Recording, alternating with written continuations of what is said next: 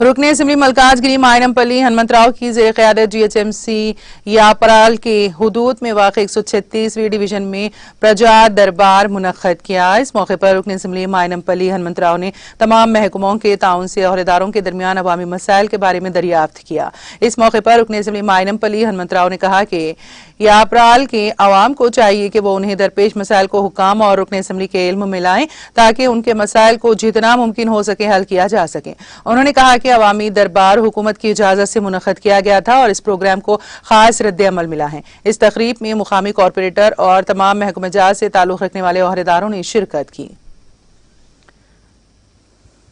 करमचंद మరి వీరు జయరామన్న గోకులన్న అదే విధంగా సాయి వీరందరిని అడుగుతా ఉంటే కూడా మేము స్టార్టింగ్ ఎన్నికల్లో వీరితో ప్రచారం చేసినప్పుడు ఎక్స్పెక్ట్ చేయలేదు, అంత బ్రహ్మాండంగా బైక్ మీదనే తిరుగుతా ఉన్నారు, మరి ఎక్కడికైనా వచ్చి ఇమీడియట్ గా స్పందిస్తా ఉన్నారు।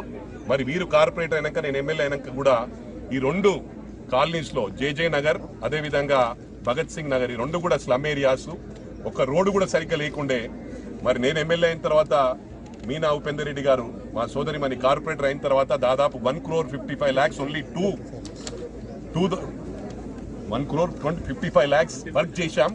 మళ్ళీ ఇప్పుడు 1 crore ప్రపోజల్స్ పెట్టారు, ఇక్కడ 50 lakhs ఇమీడియట్ గా కమిషనర్ గారు ఒప్పుకున్నారు, అప్రూవ్ చేశారు 50 lakhs, ఇంకో 50 lakhs కూడా విదిన్ 1.5 month లో ఇస్తానని చెప్పారు। ఈ 1.5 month లో భగత్ సింగ్ నగర్ అదే ఇక్కడ కరంచంద్ అన్న మరి వీరు జయరామన్న గోకులన్న అదే విధంగా సాయి వీరందరిని అడుగుతా ఉంటే కూడా